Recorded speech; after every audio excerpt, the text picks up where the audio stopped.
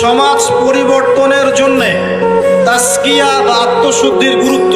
কথা বলেন আমার সাথে। সমাজ পরিবর্তনের জন্যে তাসকিয়া বা আত্মশুদ্ধির গুরুত্ব। সমাজ পরিবর্তন হোক আপনি চান কি না? নাকি যে অবস্থায় আছে এই অবস্থায় আপনি সন্তুষ্ট? সমাজের মধ্যে সুদ আছে, আপনি সন্তুষ্ট? সমাজে মেয়েরা বেপর্দায় চলাফেরা করছে, আপনি কি সন্তুষ্ট? সমাজে বহু মানুষ আছে বেনামাজি ঘুরে বেড়ায়, আপনি কি সন্তুষ্ট? সমাজে বহু যুবক ছেলে পেলে মাদকদ্রব্য সেবন করে, আপনি কি সন্তুষ্ট? সমাজে বহু মেয়ের ইজ্জতহানি হচ্ছে, ইফতিজিং হচ্ছে, ধর্ষণ হচ্ছে, আপনি কি সন্তুষ্ট? সমাজে অনেক মানুষ দুর্নীতি করছে, আপনি কি সন্তুষ্ট? সবচেয়ে বড় কথা, সমাজে আল্লাহ এবং তার রাসূলের যে ঐশী বিধান এটা প্রতিষ্ঠিত নাই, এতে কি আপনি সন্তুষ্ট? এখন আপনি কি চান যে এই সমাজটা আলোকিত হোক, কোরআন এবং সুন্নাহর আলো সমাজে ছড়িয়ে পড়ুক, এটা কি আপনি চান? এটা আমাদের প্রথম প্রশ্ন, আমরা চাই কি না? আমরা কি চাই? আচ্ছা, তাহলে আল্লাহ রাব্বুল আলামিন কোরআন এবং সুন্নাহর মধ্যে কিছু দিক নির্দেশনা দিয়েছেন। আমি এই পুরো জিনিসটা থেকে 10টা মৌলিক পয়েন্ট আপনার সাথে শেয়ার করতে চাই। আমরা যদি সামাজিক পরিবর্তন চাই, সর্বপ্রথম প্রয়োজন হচ্ছে তাসকিয়া বা আত্মশুদ্ধি। এই তাসকিয়া মানে কি ভাই? আমার সাথে কথা বলবেন। আত্মশুদ্ধি, আত্মশুদ্ধি মানে নিজের পরিশুদ্ধি, নিজের পরিশুদ্ধি। দেখুন, রাসূলুল্লাহ সাল্লাল্লাহু আলাইহি ওয়াসাল্লাম যখন সমাজে দাওয়াতি কাজ শুরু করলেন, আল্লাহর নবী কি এমন মানুষ ছিলেন যে খালি কথা বলতেন, নিজে আমল করতেন না? এমন মানুষ ছিলেন না? নিজে যেটা বলতেন সেটা আগে করে দেখাতেন। কোনটা বলেন তো? নিজে যেটা বলতেন সেটা করে দেখাতেন। আমরা নামাজ পড়ি কয় ওয়াক্ত? 5 ওয়াক্ত। নবীজি নামাজ পড়তেন কয় ওয়াক্ত জানেন? 8 ওয়াক্ত। কয় ওয়াক্ত? এটা তো নতুন শুনলেন না। 5 ওয়াক্ত নামাজ তো তিনি পড়তেনই, তার পাশাপাশি পড়তেন তাহাজ্জুদ। 5 আর আগে কত হলো? 6। এরপরে পড়তেন ইশরাকের নামাজ, কত হলো? 7। এরপরে পড়তেন চাষ্টের নামাজ, সালাতুদ দুহা, কত হলো? যে মানুষটার আগের কোনো গুনাহ নাই, পরেও কোনো গুনাহ নাই, যে মানুষটা পবিত্র, যার আমলনামায় কোনো গুনাহই নাই, যে মানুষটাকে আল্লাহ বাছাই করেছেন সমাজ পরিবর্তনের জন্য, মানুষকে দিন শেখানোর জন্য, পথ ভোলা মানুষগুলোকে জান্নাতের পথে আনার জন্য, সেই মানুষ নিজে অন্যকে বলছেন 5 ওয়াক্ত নামাজ পড়ো, নিজে পড়ছেন 8 ওয়াক্ত। তার মানে এখান থেকে আপনাকে বোঝাতে চাইলাম, সমাজ পরিবর্তন করতে হলে যারা এই কাজ করতে চাবেন তাদের নিজেকে আগে পরিশুদ্ধ হতে হবে, অন্যের চাইতে বেশি আল্লাহওয়ালা হতে হবে। আল্লাহ পাক তৌফিক দান করুন। তাসকিয়া মানে হলো আত্মশুদ্ধি। আত্মশুদ্ধি সম্পর্কে আল্লাহ পাক বলেন, বিসমিল্লাহির রহমানির রহিম, আল্লাহ বলেন, ক্বাদ আফলাহা মান যাক্কাহা। যে ব্যক্তি আত্মশুদ্ধি অর্জন করেছে সে সফল হয়ে গেছে। বলেন সুবহানাল্লাহ। যে ব্যক্তি আত্মশুদ্ধি অর্জন করতে পেরেছে সে সফল হয়ে গেছে। ওয়াকাদ খাবা মান দাসাহা। আর যে ব্যক্তি আত্মশুদ্ধি অর্জন করতে পারে নাই সে ব্যক্তি ধ্বংস হয়ে গেল। আত্মশুদ্ধি মানে আত্মার পরিশুদ্ধি। এখানে একটু বোঝেন আমার সাথে। আমরা নামাজ পড়ি, ফিজিক্যাল ভূমিকা এখানে আছে কিনা? নামাজে ফিজিক্যাল ভূমিকা আছে কিনা? এই যে নামাজে বাহ্যিক শারীরিক কিছু কার্যকলাপ আছে কিনা? কিন্তু এই নামাজটাই যদি আমি মনের মধ্যে রিয়া নিয়ে পড়ি, নামাজ কবুল হবে কিনা? কথা বলেন। আচ্ছা, তার মানে নামাজ পড়ার সাথে সাথে অন্তরের পরিশুদ্ধিও দরকার আছে। আপনি এখন যাকাত দিচ্ছেন, নামাজ পড়ছেন, সওম রাখছেন, সব কি শারীরিক ইবাদত না? শারীরিক আর্থিক ইবাদত না? হজ করছেন, উমরা করছেন, সব শারীরিক ফিজিক্যাল ইবাদত। কিন্তু মনের মধ্যে আছে অহংকার, মনে আছে রিয়া, মনে আছে কুফরি, মনে আছে নেফাক। এখন ইবাদত কবুল হবে কিনা? তার মানে বাহ্যিক ইবাদতের সাথে অভ্যন্তরীণ পরিশুদ্ধি না থাকলে আমাদের ইবাদত কবুল হচ্ছে না, হচ্ছে না। একজন ব্যক্তি ইসলামের সব মানে ভেতরে মুনাফিকি, এই নফসের এই দোষের কারণে তার কি এই ঈমান কোনো কাজে দিবে কিনা? মনে করেন আব্দুল্লাহ বিন উবাইয়ের মতো একজন মানুষ যে মুখে মুখে স্বীকার করেছে যে হ্যাঁ আল্লাহ ছাড়া কোনো ইলাহ নাই, মুহাম্মদ সাল্লাল্লাহু আলাইহি ওয়াসাল্লাম আল্লাহর রাসূল, মুখে স্বীকার করেছে, কিন্তু মনে মনে ইসলামকে স্বীকার করে নাই, ভিতরে ভিতরে ইসলামের সাথে শত্রুতা করে, গাদ্দারি করে। মনের এই দোষের কারণে তার বাহ্যিক এই যে স্বীকৃতি এটা কাজে আসবে কি আসবে না? আসবে? আসবে। মনে করেন আপনি খুব আমল করছেন মাশাআল্লাহ, কিন্তু আকীদার মধ্যে খুব গলদ আকীদা আছে। আকীদার মধ্যে গলদ আকীদা আছে। যেমন একটা গলদ আকীদা হচ্ছে, আপনি মনে করেন যে ইসলামের কিছু অংশ মানলেই হয়, কিছু অংশ না মানলেও চলে।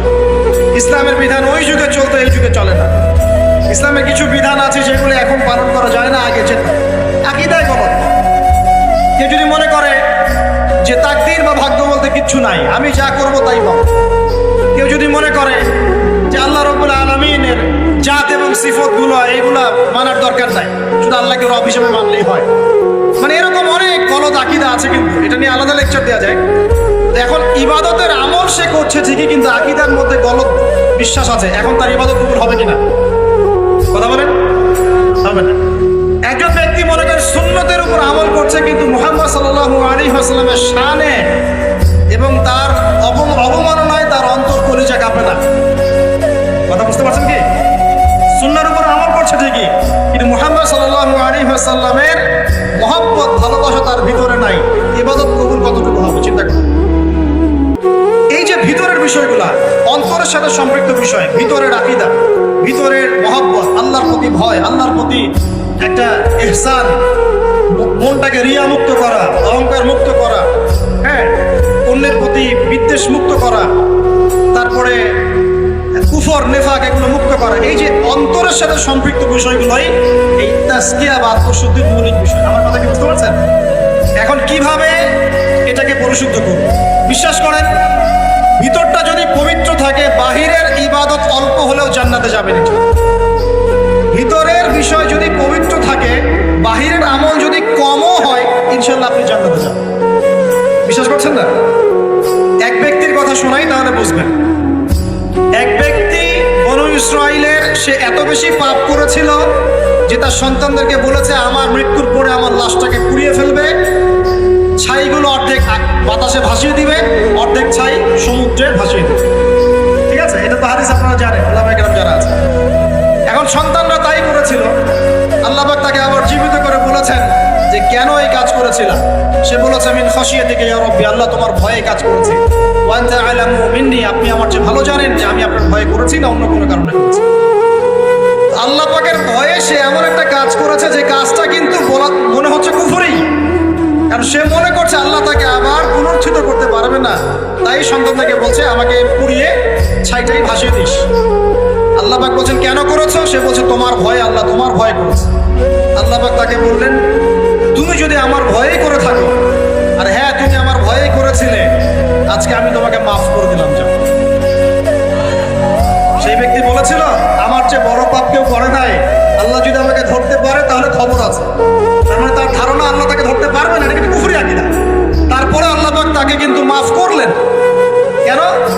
সে বলছে আল্লাহ আমি শুধু আপনার ভয়েই কাজটা করেছি, আর আপনি খুব ভালোই জানেন আমি আপনার ভয় করেছি কিনা। এই যে ভিতরের পরিশুদ্ধতার কারণে আল্লাহ বাইরের গুনাহটা মাফ করবে। আমার কথা মানে বুঝতে পারছেন? মানে ভিতর যদি পরিষ্কার হয়, পরিচ্ছন্ন হয় এবং আকীদা ঠিক থাকে, তাজকিয়া ঠিক থাকে, আমল অল্প হলেও ইনশাআল্লাহ জান্নাতে যাব। খুশি হন না? একবার বলুন সুবহানাল্লাহ। এবার আসেন কিভাবে এটা অর্জন করতে পারি। এক নাম্বার, তাজকিয়া বা আত্মশুদ্ধি অর্জনের প্রথম কাজ হচ্ছে, সর্বপ্রথম কাজ সেটা হলো নিজেকে নিয়ে ফিকির করবেন, অন্যের ফিকির বাদ দিবেন। কি বললাম ভাই? নিজেকে নিয়ে ফিকির করবেন, অন্যের ফিকির আপাতত বাদ দিবেন। আজকে থেকে আগে ফিকির হবে কাকে নিয়ে?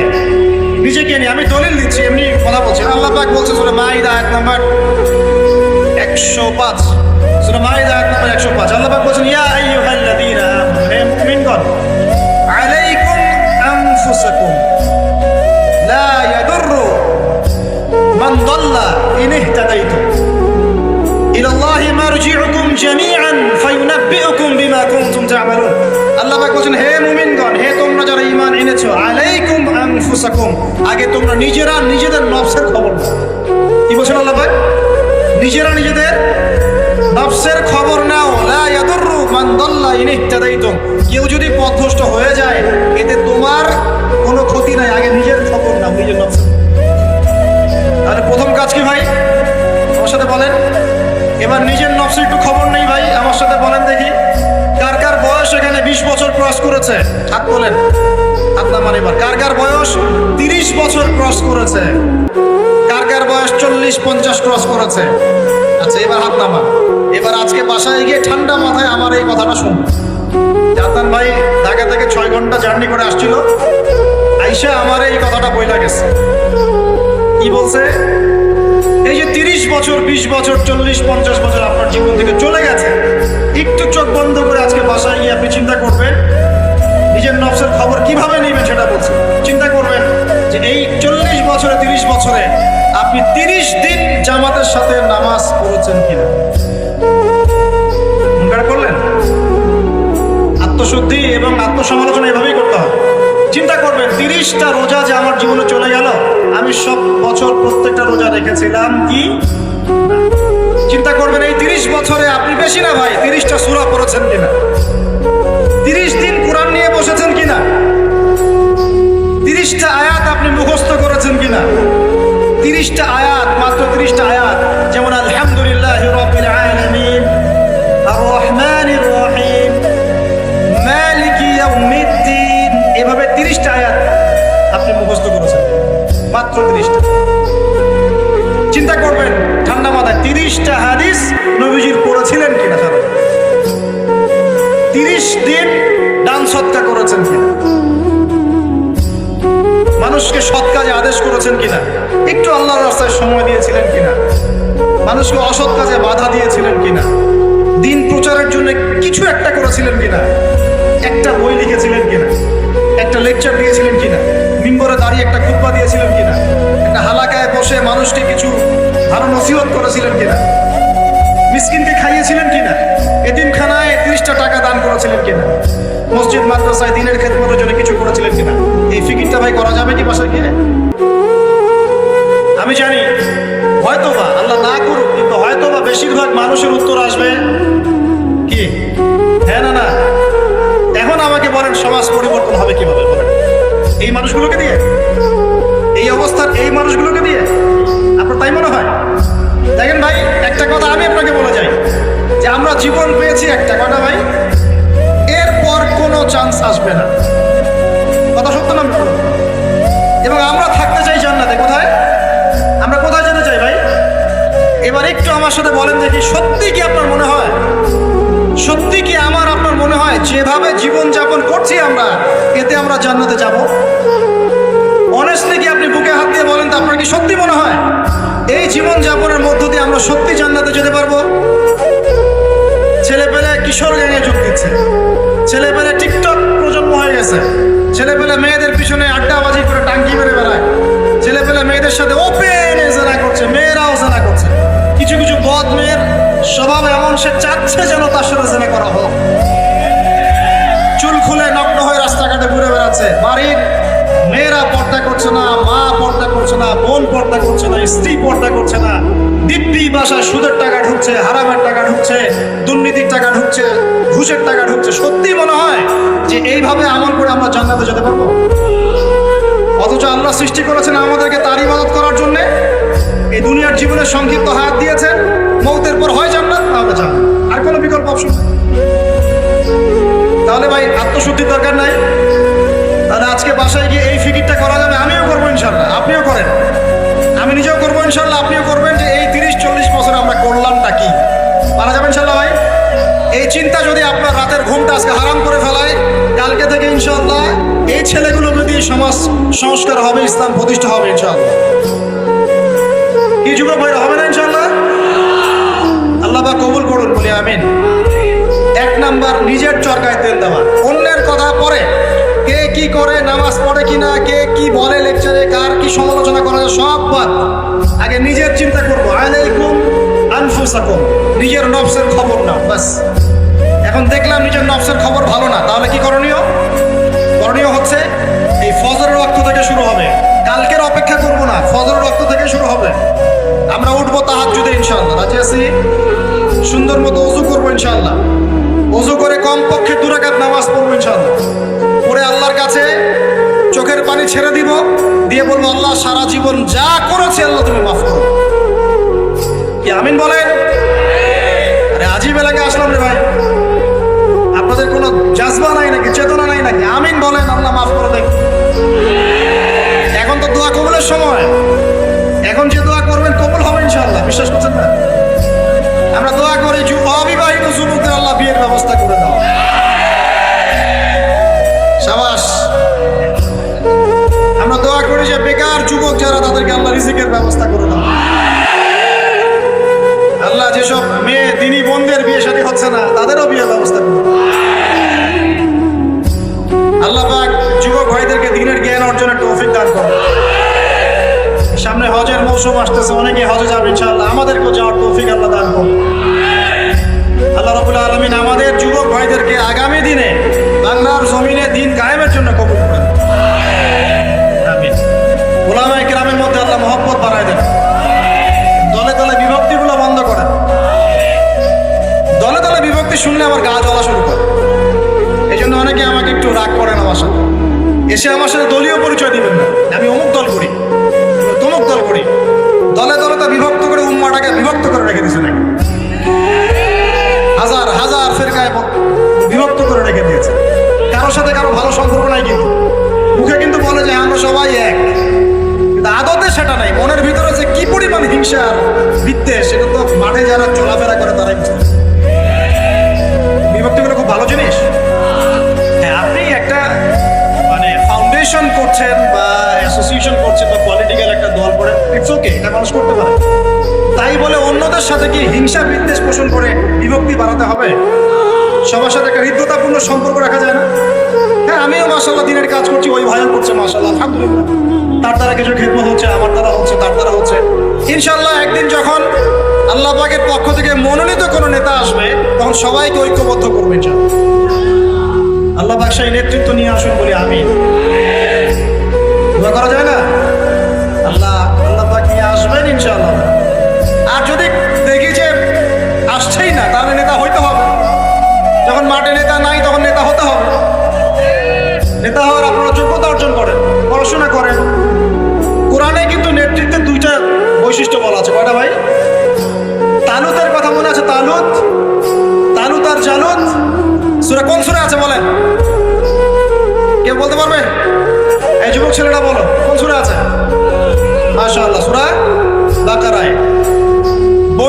শোনেন, বনু ইসরাইল মুসা আলাইহিস সালামের পরের নবীকে বলছেন, ওই নবীর নাম ইউশা বিন নুন, যে হে নবী, আমরা আল্লাহর পথে জিহাদ করতে চাই। কি করতে চাই? এই শব্দ তো কোরআনে নাই, আছে না? নাই। এই শব্দ বললে তো কিছু মানুষ খারাজি ফতোয়া মারা শুরু করে। বড় মুশকিল আছে এদেরকে নিয়ে। আমি আশ্চর্য একটা জিনিস, ইবাদতকে সন্ত্রাস বানাই দিলেন কিভাবে? ইবাদতকে সন্ত্রাস বানালেন কিভাবে? পশ্চিমের টাকা খেয়ে? হ্যাঁ, পশ্চিমারা যা বোঝায় তাই বুঝতে হবে। ইসলামের সংজ্ঞা ব্যাখ্যা ওরা দিবেন, আমরা দিব। সুবহানাল্লাহ। ব্রিটিশ আমলে আমাদের বাপ দাদারা যে ওদেরকে পিটিয়ে বের করেছিল, তারা কি সন্ত্রাসী ছিল? আমাদের বাপ দাদারা সন্ত্রাসী ছিল? বলেন তো। জুলুমের বিরুদ্ধে কেউ দাঁড়িয়ে গেলে সে সন্ত্রাসী হয়? এই যে 1971-এ আমাদের সাথে জুলুম হয় নাই, তখন বাংলার মানুষ যার যা ছিল তাই নিয়ে মাঠে নামে নাই। বাংলার সেই ফ্রিডম ফাইটাররা কি সন্ত্রাসী হয়ে গেছিল? প্যালেস্টাইনের ভাই বোনদেরকে দীর্ঘদিন থেকে একদম স্টিম রোলার পিছায় ফেলা হচ্ছে। রমজান মাসে দেখলেন কি হলো? রমজান মাসে বেচারা নামাজ পড়তে গিয়েছে, লাঠি পেটা করে মসজিদ থেকে বের করতে। আল আকসা মসজিদ ওর বাপের, মুসলমানদের। এখন ওই যে যারা একটু পাথর টাথর নিয়ে ঢিলাঢিলি করে, ওরা সন্ত্রাসী হয়ে গেছে। আর যারা মুসলমানদেরকে পিটাই বের করে দিল, ওরা হলো মানবতার সেবক। এই সংজ্ঞা শিখে আমাদেরকে। যাই হোক, বাদ দেন, ওইদিকে না যাই। ওইদিকে বললে আমি একটু মানে কি বলবো, কি বলে এটাকে, আউটবাস্ট হয়ে যায়। মানে ভিতরের ক্রোধটাকে দমায় রাখতে পারি। মাঝে মাঝে এমন হয় যে ভিতরের এগ্রেশনটা ধরে রাখতে পারি, কিন্তু আপনাদের স্বার্থে ধরে রাখতে হয়। কারণ কোনো কিছু না হওয়ার চেয়ে কিছু হওয়া ভালো। কোনো কিছু না হওয়ার চেয়ে কিছু হওয়া ভালো, এই স্বার্থ চিন্তা করে চুপ করে থাকি। কিন্তু একটা জিনিস মাথায় রাখবেন, আল্লাহ রাব্বুল আলামিন এই বিশ্বে পরিপূর্ণ ইসলাম প্রতিষ্ঠা না করা পর্যন্ত কিয়ামত দিবেন না। এই জিনিসটা মাথায় ভালো করে ঢুকায় না। এরপরে ইসলামের এগেইনস্টে যা করা করতে থাকেন, আল্লাহ এটা করবেন ইনশাআল্লাহ, কোনো সন্দেহ নাই। লা শাক্কা ফীহি, এর মধ্যে কোনো সন্দেহ। কার দ্বারা করবেন, কিভাবে করবেন, আল্লাহু আ'লামু বিস-সাওয়াব, আমরা জানি না। এখন তালুতকে আল্লাহ পাক মনোনীত করলেন ইউসা বিন নুনকে বনু ইসরাইল বলছে আল্লাহর পথে আমরা যুদ্ধ করতে চাই, আমাদের জন্য নেতা দাও একটা। তখন ইউসা বিন নুন বলছে আমি যদি নেতার জন্য দোয়া করি তোমরা তো আবার পৃষ্ঠ প্রদর্শন করে পালায় যাবা, তোমাদেরকে চিনি ভালো করে, আমরা তোমাদেরকে খুব ভালো করে চিনি। তখন বনু ইসরাইল বলছে না আমরা এটা করবো না। কেন করবো? ওয়াকাদ উখরিজনা মিন দিয়ারিনা, আছে না সেটা বাকারায়, আমাদেরকে আমাদের ঘর বাড়ি থেকে বের করে দেওয়া হয়েছে, আমরা কেন পিছিয়ে পড়বো? তখন আল্লাহর কাছে তিনি দোয়া করলেন, আল্লাহ পাক তালুতকে নেতৃত্ব দিলেন। কাকে? তালুত। আর এই যে তালুতকে নেতৃত্ব দিয়েছেন, এই নেতৃত্ব দেওয়ার পর আল্লাহ পাক বললেন যে তালুতকে আমি দুইটা স্পেশাল গুণ দিয়েছি। কয়টা ভাই? তার মানে নেতৃত্বর স্পেশাল গুণাবলী কয়টা? একটা হচ্ছে জিসমান, তালুতকে আমি দিয়েছিলাম শারীরিক শক্তি, ফিজিক্যাল স্ট্রেংথ, শারীরিক শক্তি। আর এখন বহু নেতা সমাজে দেখাতে হাঁটতেই পারে না। নেতা হওয়ার আগে আগে ফিজিক্যাল স্ট্রং হতো, তাই না ভাই? ফিজিক্যাল স্ট্রং না হতে পারলে নেতৃত্ব দিতে পারে? ফিজিক্যাল স্ট্রেংথ হচ্ছে প্রথম শর্ত। সে সুস্থ ছিল এবং শারীরিকভাবে অনেক শক্তিশালী ছিল। কার কথা বলছি? যুগে যুগে সমস্ত নেতৃত্ব দেখেন, ওমর ইবনে খাত্তাব শারীরিকভাবে দুর্বল ছিল না ফিজিক্যাল স্ট্রেংথ ছিল? কোনটা? স্ট্যামিনা কেমন ছিল? আলী রাদিয়াল্লাহু আনহু শারীরিকভাবে কি দুর্বল ছিল? উসমান, আবু বকর রাদিয়াল্লাহু আনহুমা তারা কি দুর্বল ছিল? নবী সাল্লাল্লাহু আলাইহি ওয়াসাল্লাম নিজে দুর্বল ছিলেন? 40 জন পুরুষের শক্তি তার গায়ে ছিল। কতজন ভাই? আল্লাহু আকবার। 40 জন পুরুষের শক্তি কার গায়ে ছিল? তারপরে তিনি কোনোদিন কারো গায়ে থাপ্পড় দেন না, কারণ নিজের উপর আঘাত আসলে তিনি মাফ করে দিতেন। শুধু একটা যুদ্ধে তিনি তীর নিক্ষেপ করেছিলেন, ওই তীর এক কাফেরের গলার পাশ দিয়ে চলে গেছে, ওতেই তার মৃত্যু হয়ে গেছে, ওতেই। নবী সাল্লাল্লাহু আলাইহি ওয়াসাল্লামের মনেও যদি কষ্ট দিত, আল্লাহ পাক তাকেও পাকড়াও করতেন। নবীজি না বললেও আল্লাহ পাক তাকে পাকড়াও করতেন। যাই হোক, তাহলে তালুতকে প্রথম যে গুণাবলী দেওয়া হয়েছে নেতৃত্ব, সেটা কি? জিসমান, শারীরিক শক্তি। তার মানে এখন যারা এটা হতে চান, আগে ফিজিক্যালি স্ট্রং হবেন, ভালো ভালো খাওয়া দাওয়া করবেন, হালাল টাকায়, হারাম টাকায় না, জিম টিম করবেন, হ্যাঁ, বক্সিং টক্সিং প্র্যাকটিস করবেন, রেসলিং টেসলিং খেলবেন, হ্যাঁ, কুস্তি টুস্তি করবেন, মানে ফিজিক্যালি স্ট্রং হওয়ার চেষ্টা করবেন। আর এইগুলো করো তো ভালো টিকটক চালানোর চাইতে। সকালে উঠে যদি আমরা একটু গ্রাউন্ড দিয়ে দৌড়াদৌড়ি করি, মাঠে ফুটবল খেলেন বা একটু ফিজিক্যাল কসরত করেন, জিম করেন, কাজটা ভালো না? এটা ওই টিকটক হচ্ছে ভালো না? বসে বসে ফেসবুক উঠানো আর এই যে পর্ন দেখাচ্ছে ভালো না? এই জন্যই বলি এগুলো ভালো, এগুলো করেন, তা ওইগুলোতে চাই। এটা হলো এক নম্বর জিসমান, মানে ফিজিক্যাল স্ট্রেংথ। 2 নম্বর ইলমান, জ্ঞান। কি লাগে ভাই তাহলে? দুইটা, একটা জিসম, একটা ইলম। এখন আমাদের এই দুইটা না থাকলেও চলে, খালি জনগণ বললেই হলো যে আপনার চরিত্র ফুলের মতো পবিত্র, তাই না ভাই? এই দুটার একটা না থাকলেও চল। আল্লাহ পাক আমাদের সবার উপরে এমন এমন সব নেতৃত্ব নিয়ে আসুন, যাদেরকে আল্লাহ পাক শারীরিক শক্তি এবং জ্ঞানের শক্তি দান। বলি আমিন। দোয়া করতে সমস্যা আছে? যাকেই নিয়ে আসুক, সে যদি ফিজিক্যালি স্ট্রেংথ শক্তিশালী হয়, তার মধ্যে জ্ঞান থাকে, সে ইসলাম প্রতিষ্ঠা করে, আমার কোনো সমস্যা আছে? কোনো সমস্যা না। আমরা দোয়া করবো আল্লাহ পাক তাকে দীর্ঘ নেই ঘাট দ্বারা। আর যদি দেখি যে কোনো নেতাই নেই, তাহলে নেতা হতে হবে। কি হতে হবে? আল্লাহ পাক তৌফিক এনায়েত করুন। আমাদের যুবক ভাইদেরকে আল্লাহ কবুল করুন, আমিন। তাজকিয়া অর্জন হচ্ছে সমাজ পরিবর্তনের মূল জিনিস। আর এই তাজকিয়া অর্জনের জন্য প্রথম কাজ হলো নিজের চরকায় আলাইকুম আনফুসাকুম, নিজেকে নিয়ে ভাবুন, বাস নিজেকে নিয়ে ভাবুন, নিজের কবরকে নিয়ে ভাবুন, আপনার আমলনামা নিয়ে ভাবুন, এই বিগত জিন্দগিতে কি করেছি এটা ভাবেন, সামনের জীবনে কি করতে পারি এটা ভাবেন। এখন মনে করেন আপনি চিন্তা করলেন যে না, আমার জীবনে ভালো কাজ খুব কম আছে, আপনার নাই বলে গিয়েছিল, আমি মিলিয়েছি খাতা কলম নিয়ে, দেখলাম ভালো কাজ খুব বেশি নাই। এখন কি করতে হবে আপনাকে? প্রথম কাজ আমার সাথে বলেন আস্তাগফিরুল্লাহ। বায়াত করাচ্ছি, বায়াত বলেন আস্তাগফিরুল্লাহ আল্লাযী লা ইলাহা ইল্লা হুয়াল হাইয়ুল কাইয়্যুম ওয়া আতুবু ইলাইহি। আল্লাহ, আমরা বিগত জীবনে যে পাপগুলোই করেছি, আল্লাহ আমাদেরকে মাফ করুন, এবং আগামী পুরো জীবনে আমাদেরকে কোরআন সুন্নাহ মেনে চলার তৌফিক দান। পারা যাবে ইনশাআল্লাহ?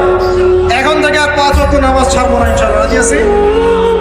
সম্ভব হলে জামাতে পড়বো, যদি জামাত কোনো কারণে পড়া পসিবল না হয়, অন্তত পক্ষে বাসায় পড়বো ইনশাআল্লাহ। প্রতিদিন 5 টাকা 10 টাকা হলেও দান খয়রাত করবো ইনশাআল্লাহ। প্রতিদিন একজনকে হলেও দাওয়াত দিব ইনশাআল্লাহ। প্রতিদিন একটা করে ভালো কাজের আদেশ করবো ইনশাআল্লাহ। একটা করে হলেও খারাপ কাজে নিষেধ করবো ইনশাআল্লাহ। প্রতিদিন একটা পৃষ্ঠা করে হলেও কোরআন পড়বো ইনশাআল্লাহ। 1 পৃষ্ঠা হলেও হাদিস পড়বো ইনশাআল্লাহ। 1 পৃষ্ঠা হলেও ইসলামিক কোনো বই পড়বো ইনশাআল্লাহ। আর গার্লফ্রেন্ডের নাম্বার মোবাইল থেকে ডিলিট করে দেবো ইনশাআল্লাহ। ঠিক আছে ভাই? যত রকম আজে বাজে কাজ, আড্ডা মারা, এই পর্ন দেখা, হ্যাঁ, আপনার মাদক দ্রব্যের আসর, খারাপ ফ্রেন্ড সার্কেল, গুন্ডামি মাস্তানি, সব থেকে তওবা করলাম, আল্লাহ কবুল করুন। আমিন। আগে নাম্বার ডিলিট করেন, এটা প্রথম কাজ। এই ফিতনা থাকলে সমস্যা। এটা কেমন ফিতনা আপনাকে বলাই, আমি বুঝাই, শুনেন। এটা এমন ফিতনা যে অবৈধ অবস্থাতেও ফিতনা সৃষ্টি করতে পারে, বৈধ অবস্থাতেও। অতএব খুব সাবধান। নবী সাল্লাল্লাহু আলাইহি ওয়াসাল্লামের এই হাদিসটা মাথায় রাখেন।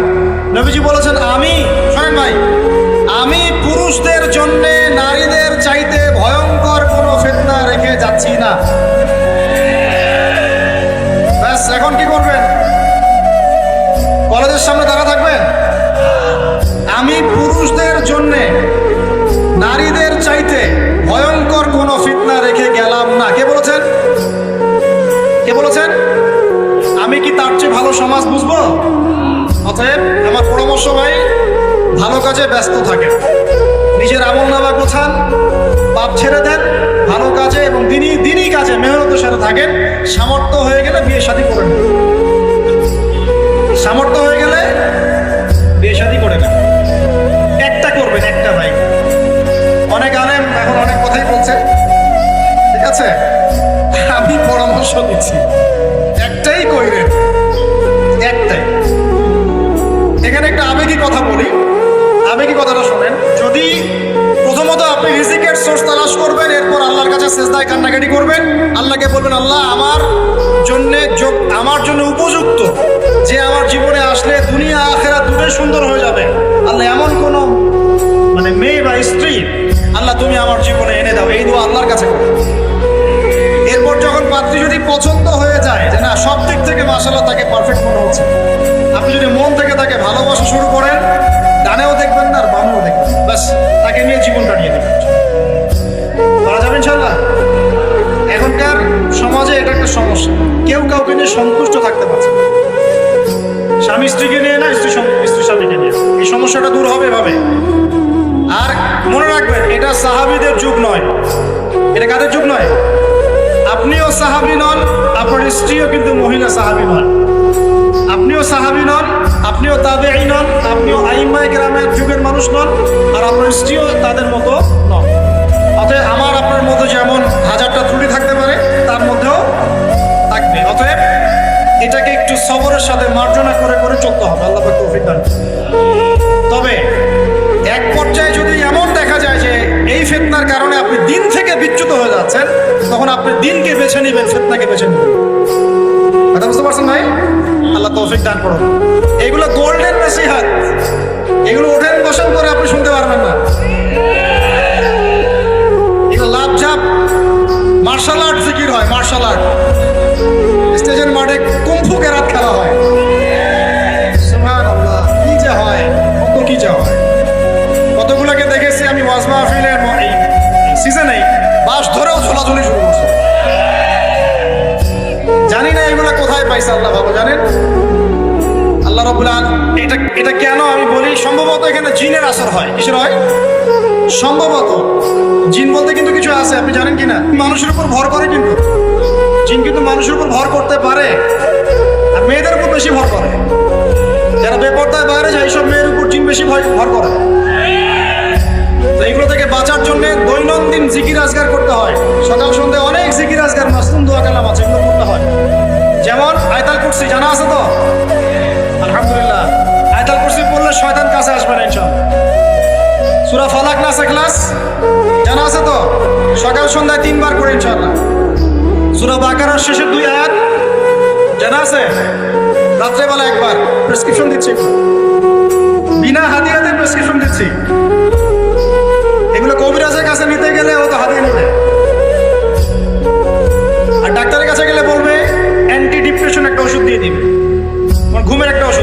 হবে না।